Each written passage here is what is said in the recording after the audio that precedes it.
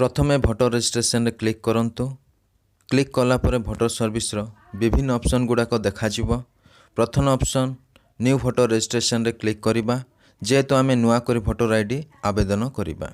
Next new voter registration रो resident India रे click करिबा। वर्तमान लेट स्टार्ट रे क्लिक करी निज मोबाइल नंबर देबा एवं सेंड ओटीपी रे क्लिक करिबा।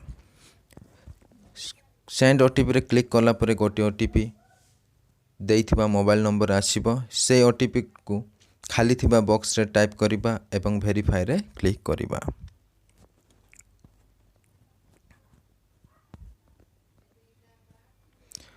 ओटीपी आसी जाइछि मु टाइप करूछि। टाइप करी वेरीफाई क्लिक करिबा। क्लिक कला परे गोटे प्रश्न देखा जिवो ताहा आपण प्रथम पई भोटर आईडी आवेदन करूछंती कि यस रे क्लिक करिवे। नेक्स्ट क्लिक करिया परे पुणी पचार जीव आपण भारतीय अटंते कि यस रे क्लिक करिबा। नेक्स्ट रे क्लिक करिबा। वर्तमान हमको सेलेक्ट स्टेट रे क्लिक करी निज स्टेट अर्थात राज्य को बाछि क्लिक करिबा। नेक्स्ट डेट ऑफ बर्थ आम निज जहाँ अच्छी ताहा आमे सठिक भाव रे देबा।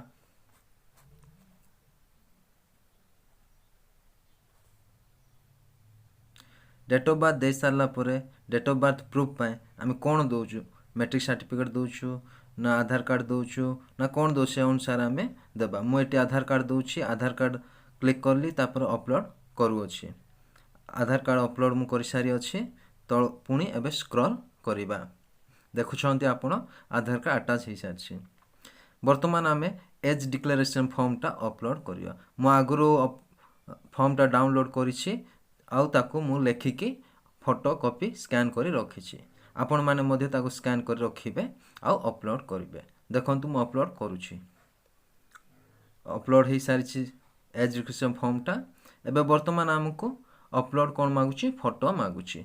फोटो टी आमे जो फोटोटा आमे भोट कार्ड रे देबा को चाहूछु से फोटो कोन करिया आमे सेटा अपलोड करिबा। फोटो अपलोड हे सारछि। जेंडर जगह रे मेल को मेल फीमेल को फीमेल देबे। तापर निज ना टाइप करिवे।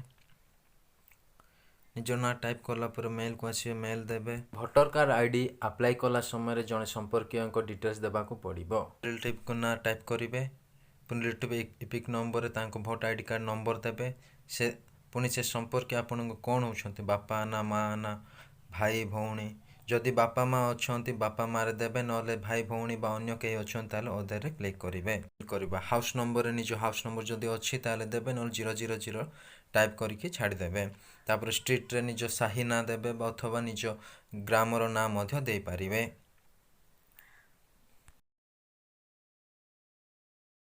टाउन अथवा विलेज रे निज ग्राम रो ना लेखिवे।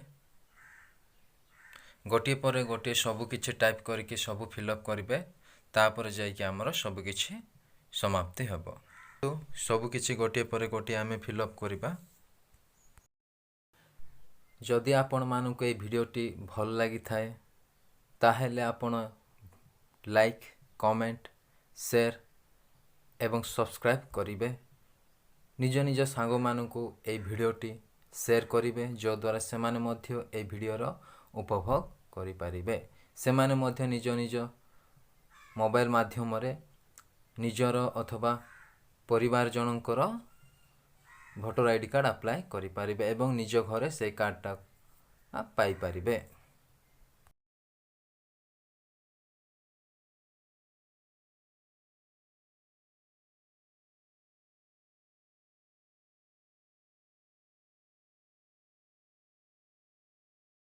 पोस्ट ऑफिस निज पोस्ट ऑफिस दे सारला पर एरिया टाइप रे निज विलेज देबे।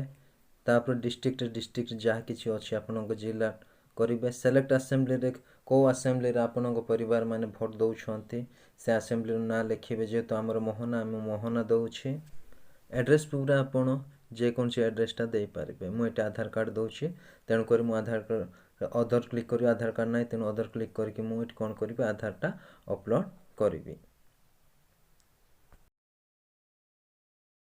आधार कार्ड अपलोड कला परे नेक्स्ट पेज डिक्लेरेशन फॉर्म गुटे देबो। सेठी आमे देखुचे मु जने भारतीय अटे एवं मु से अंचलर आदिवासी अटे। को वर्षटर आपण से अंचल आदिवासी अच्छे से सिंस जगार से कौन करेंगे आपण डेट ऑफ बर्थ दे देबे। जेते बेले आमे ତଳକୁ ତଳ ଆସିବା ସେଇଟା ଆମେ ଦେଖିପାରୁଛେ ନେମ୍ ଅଫ୍ ଆପ୍ଲିକାଣ୍ଟ। ସେ ବକ୍ସ ଆମେ କ'ଣ କରିବା, ନିଜ ନାମ ଅଥବା ଯାହାର ଆମେ ଆଇ ଡ଼ି କରୁଛୁ ତାହାଙ୍କ ନାମ ଆମେ ଟାଇପ୍ କରିବା।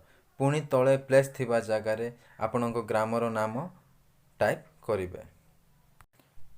ମୁଁ ଟାଇପ୍ କରୁଛି।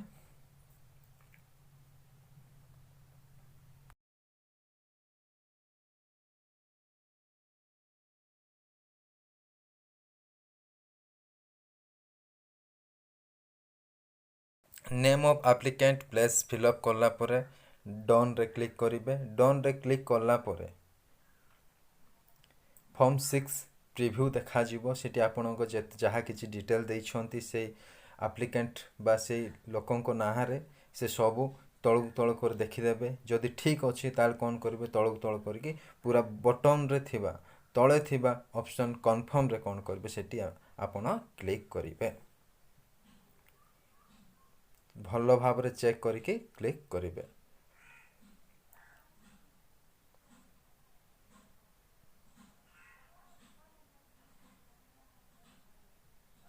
କନଫର୍ମରେ କ୍ଲିକ୍ କଲା ପରେ ଆପଣଙ୍କୁ ଏକ ମେସେଜ୍ ଆସିବ ଯାହାକି ଆପଣଙ୍କ ଆପ୍ଲିକେସନ୍ଟା ସବମିଟେଡ୍ ସକ୍ସେସଫୁଲି ଦେଖାଯିବ ଏବଂ ରିଫରେନ୍ସ ଆଇ ଡ଼ି ଦେବ। ସେ ରିଫରେନ୍ସ ଆଇ ଡ଼ି କ'ଣ କରିବେ, ଆପଣ ସ୍କ୍ରିନଶଟ୍ ନେଇଯିବେ। ସ୍କ୍ରିନଶଟ୍ ନେଇ ରଖିଥିବେ ଯାହାକି ଆପଣଙ୍କୁ ଭୋଟ୍ କାର୍ଡ଼ ହେଇଛି ନା ନାହିଁ ତାର ଷ୍ଟାଟସ୍ ଦେଖିବାରେ ସାହାଯ୍ୟ କରିବ।